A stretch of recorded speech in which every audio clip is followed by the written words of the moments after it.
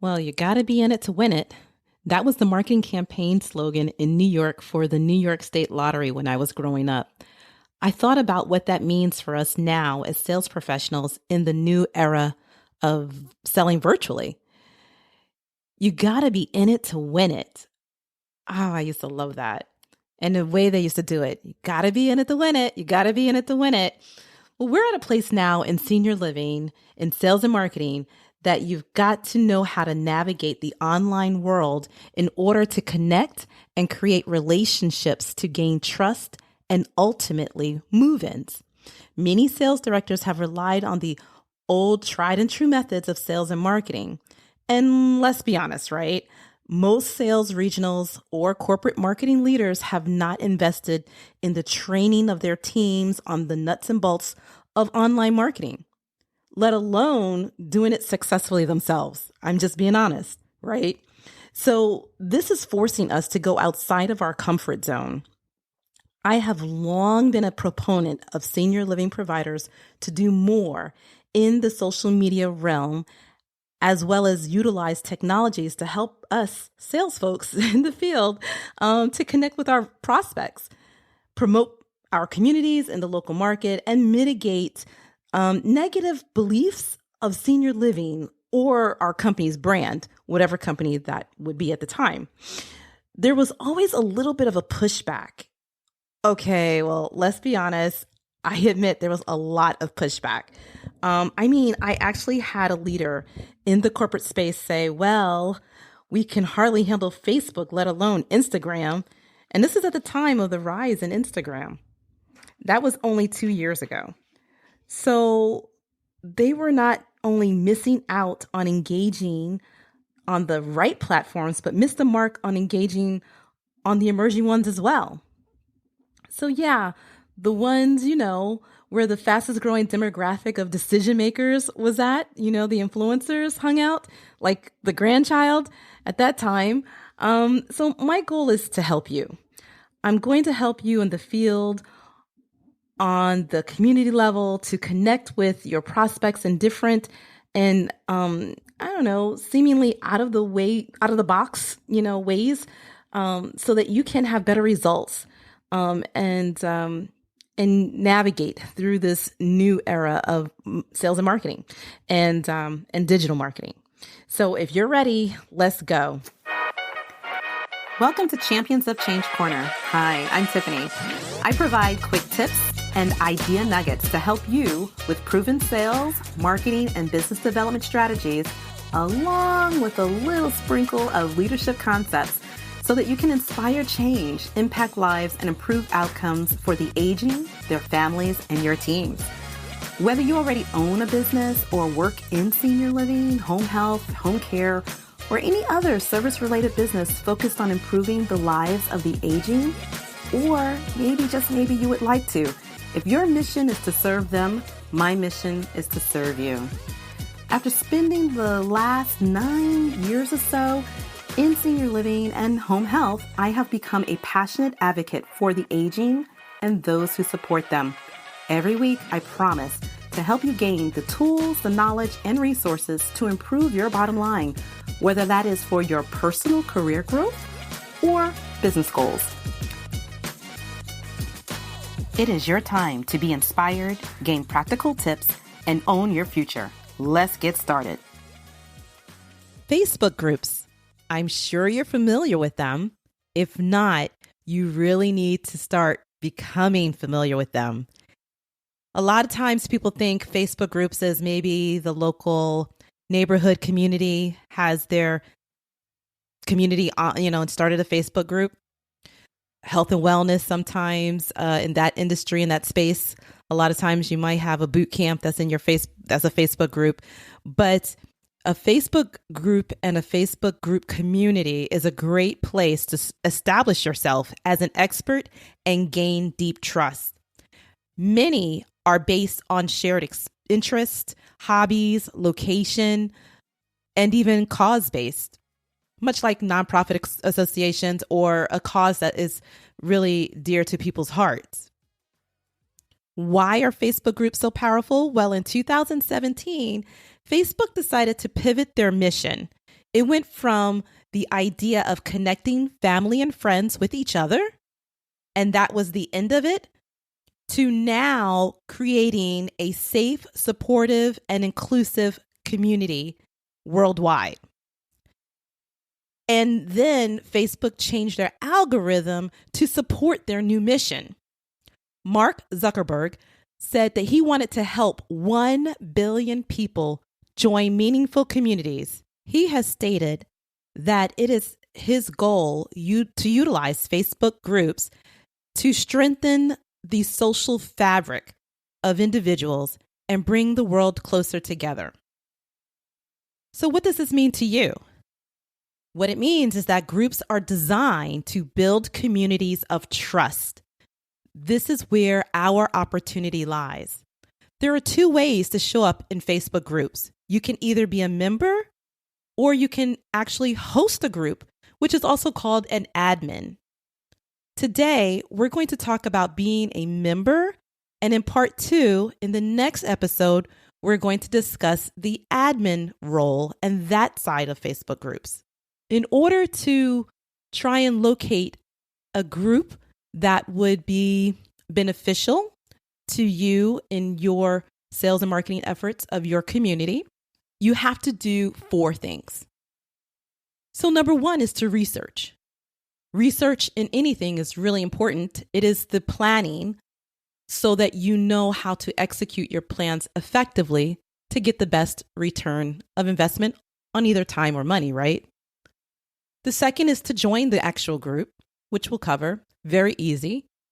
The third is to engage and become a valued member, a trusted advisor, and an expert in your field. And the fourth is to connect. And this is where there is amazing results, because as you engage, you're going to connect.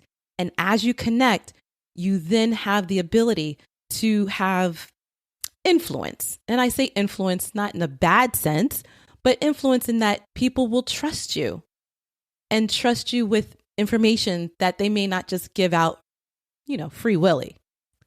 So let's start with the research. The way that you would research for a particular group or a type of group in Facebook is to look under the groups section. When you go to your profile, typically on the left-hand side is a menu list. One of the items will say groups. When you click on groups, there is a magnifying glass at the very top. And it says search, I believe, in a grayed out area. And that is where you start searching for your groups. Now, there are 3 different types of groups. Typically, so as you're looking at this and trying to decide, well, what kind of groups do I look for? Well, the number one I would say is location-based. Maybe like your local city group. A lot of cities have their own group. The city of Jacksonville, the city of Daytona, the city of Orlando. It's just members of that city who decided to start a group. Somebody decided to start a group. And now a large number of people in that community are participants and members. The other one is maybe looking at your Chamber of Commerce to see if they have a group. And then certain neighborhoods. So if your community is around certain neighborhoods, you can look up that neighborhood name and see if they have a group. For instance, my neighborhood has a group.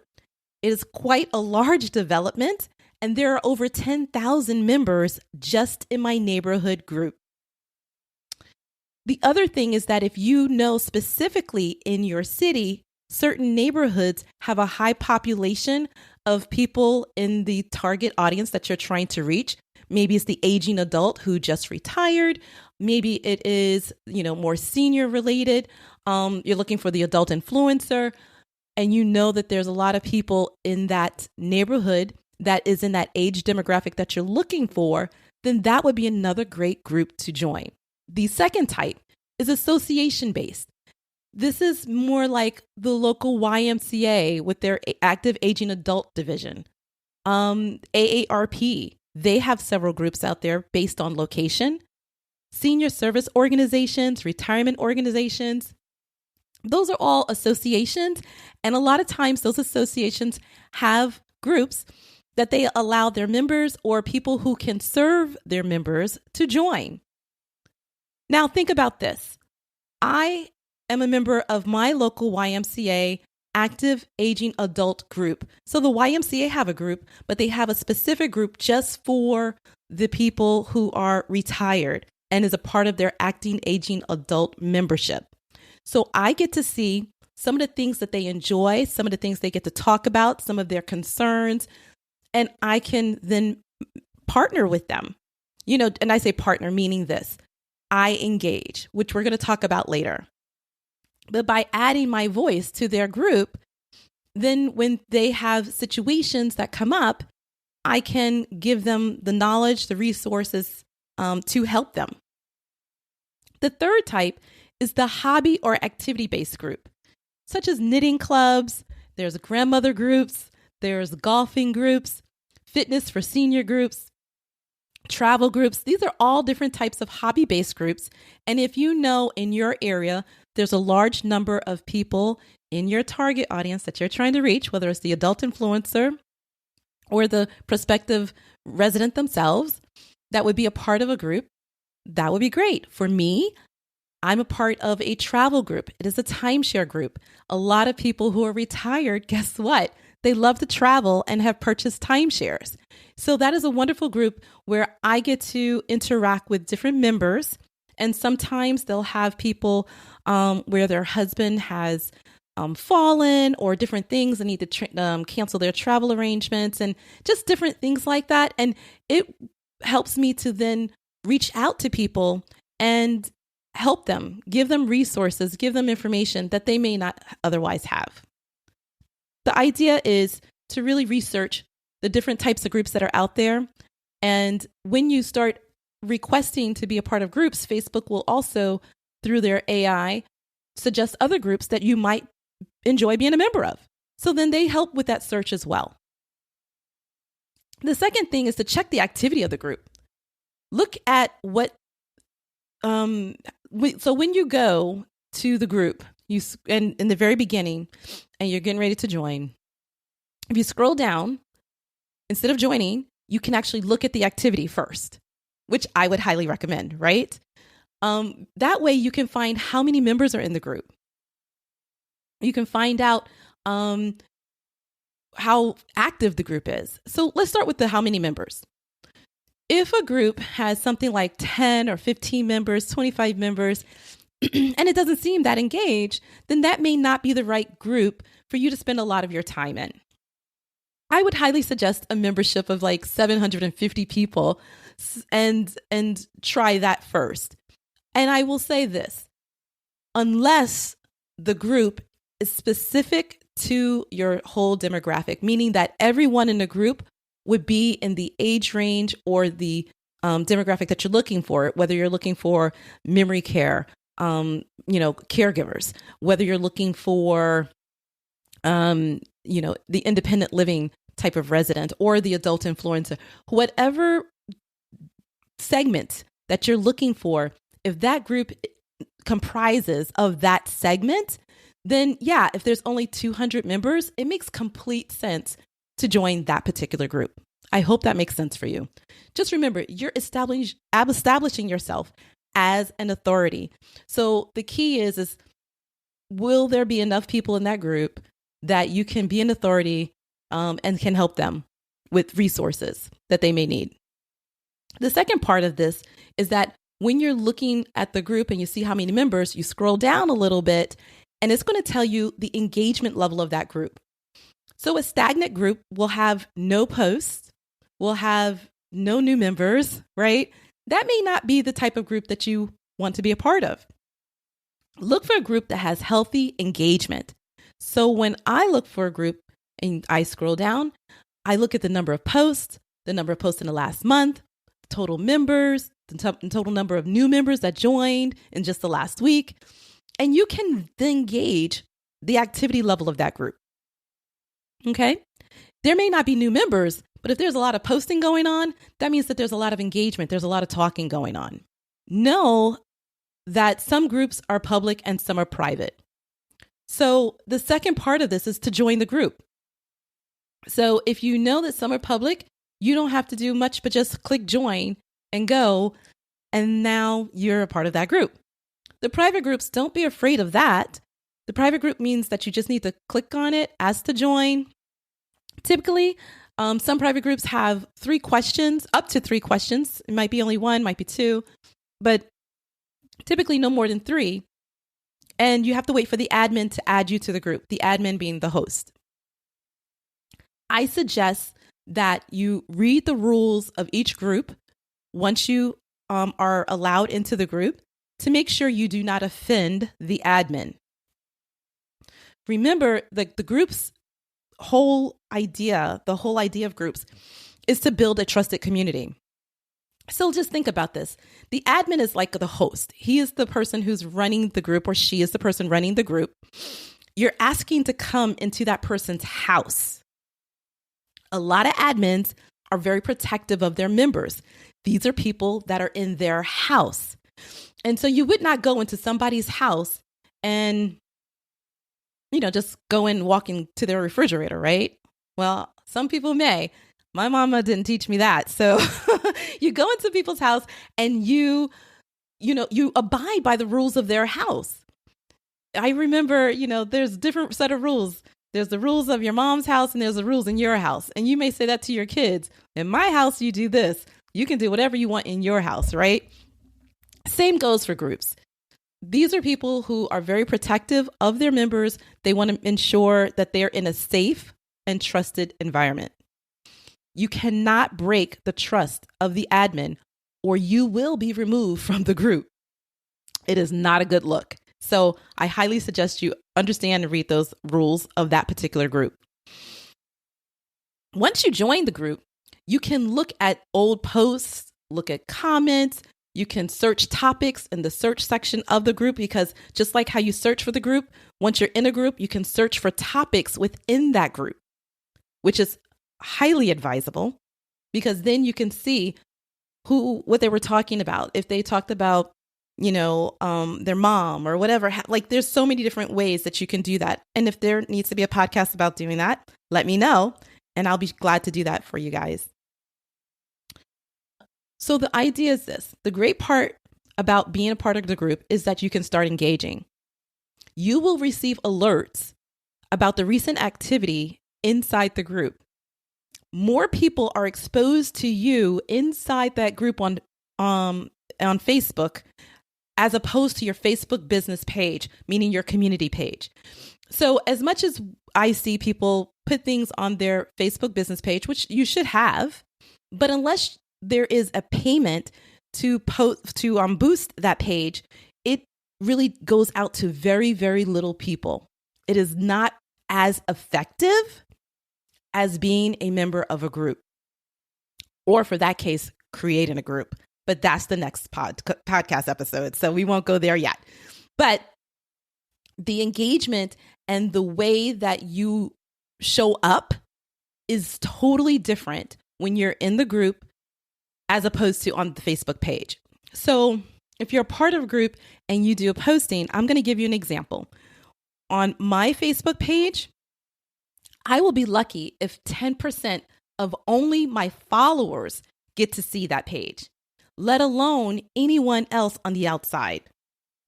They will not see my page unless I pay. Inside of a Facebook group, I can do the same post, give out the same information. And if that group has 2,500 members, which this has happened, something like 1,200 people saw my post. That is the power of the Facebook group. Because Facebook, according to their algorithm and their change for their mission, they now, what's the best way to say this? Their algorithm is directed to promote more engagement through the group than on your Facebook page, your community page. I hope that makes sense. But that is the power of it. So the third part of this is the engagement part, right? The object is not to sell people and post your flyer and just post pictures of residents or anything like that with no context. There needs to be engagement, questions, ideas, responding to other people. Build authority, create a connection is the key. Remember, there is a real person behind that computer screen or behind that phone that you have. The idea is to develop the relationships. I am a member of several groups, and I have made some amazing relationships and connections within each one of them. I have actually obtained clients and sales from Facebook groups. So start interacting with people and asking them questions and commenting. That is the way, is to start that conversation. You guys are salespeople. You know how to start up conversations. You're talk chatters. I know. I've had total teams of talk chatters. So I'm not even going to go on how to start a conversation, but just remember, and if you have to imagine, there is a face behind the post. The fourth part of this, and the last part we're going to go over today, is the connection part.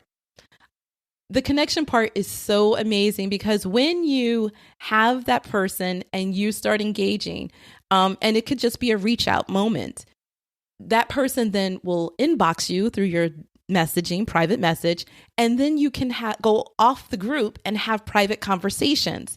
I have done this many, many, many times. And people will give you their email.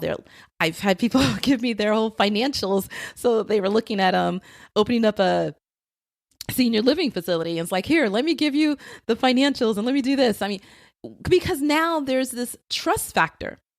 So I will say this. Let me give you an example. This is the best way I could think about it. I am a part of a Facebook group for online educators. Someone came into the group who said, she was already a member, but she said, I've been gone for a while. I have an issue with my mom who's in a nursing home. This is the beginning days of COVID. And I've been having so much trouble trying to get in contact with her, trying to make sure she's safe. And she lived in New York, right? So, think about COVID in New York during that time.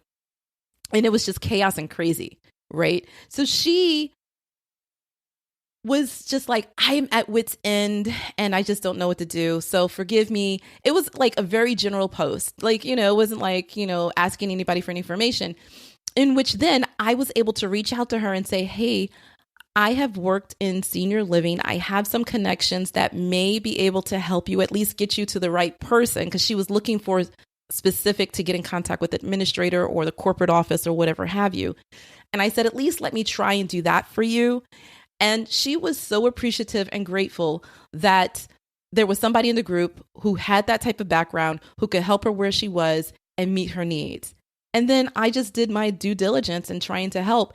And now we converse. Now I have her private message and we are able to converse, and I can check on her mom. I can nurture that relationship. Again, that is the power of that connection. And that is what is so important when you are a member of these groups, and how you can bridge that gap between the social distancing thing, right? That is where you have an opportunity to not only gain leads, but to nurture people and nurture certain leads. So I'll have to admit, I was not necessarily a Facebook group guru 2 or 3 years ago. It was through one of my sales managers that I had here in Florida. Her name is Chetta. Got a shout out to Chetta. Love you, love you, love you. She is the most creative marketing mind I know. But she had a hunch that engaging in the local Facebook group could help her turn around this brand new community. She was just hired on with us, I think, a week before we took over her property. And this particular property had a little bit of a reputation issue. So what Shetta did was she said, Tiffany, I have this idea. I'm a part of the city group, and I'm just going to really engage with them. And so she did, just like what I'm advising you is what she did. So I watched and I started to see how she interacted with the group and the things that she would come back and tell me. She joined, she observed, she interacted, just like we're talking today. Then she thought of a marketing campaign where she could really promote the community inside the group and increase awareness that there was new management all together. So I bet you want to know how. Are you sitting on the edge of your seat? Because this is like explosive. So here's the campaign and how it was executed. The idea was an Easter egg hunt for children in the city that the community would hide Easter eggs after the kids went to sleep. So when they woke up the next morning, they come out and there was Easter eggs on their lawn, and they had to hunt for the hidden ones. Parents would sign up their home to be the ones where the Easter egg hunt would be at. So just imagine this. It was a flyer she put in that Facebook group saying, hey, so-and-so senior community is doing an Easter egg hunt right there for you. Our team is going to drop off and hide Easter eggs on your lawn.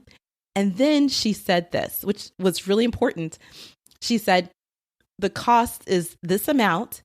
And when you pay this, it is going to help support this nonprofit that she recognized was important by observing inside the group. They were an active member of the group. People engaged with that nonprofit. That nonprofit was important to the members of that group. So because people wanted to support the nonprofit and they thought, how cool, my kids will wake up and there'll be Easter eggs in our lawn and around our house and hidden, this sounds like a great idea. So let me tell you how great the idea was. It went off amazing. She created the flyer, posted it, like I said. It was such a hit that the community had to stop taking orders because you have 8 managers. There's only so much, you splitting up by 2s, that you could do in a period of 4 hours.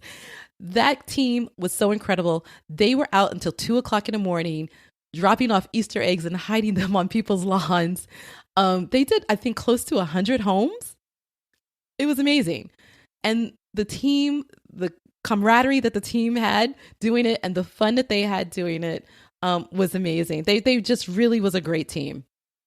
So what the trade-off was for the parents is that she asked the people in the group that when the kids come out and they start looking for their eggs and they're having that fun in their Easter dresses and Easter pants and whatever have you, that the parents would take a picture and post it inside the group and tag the community.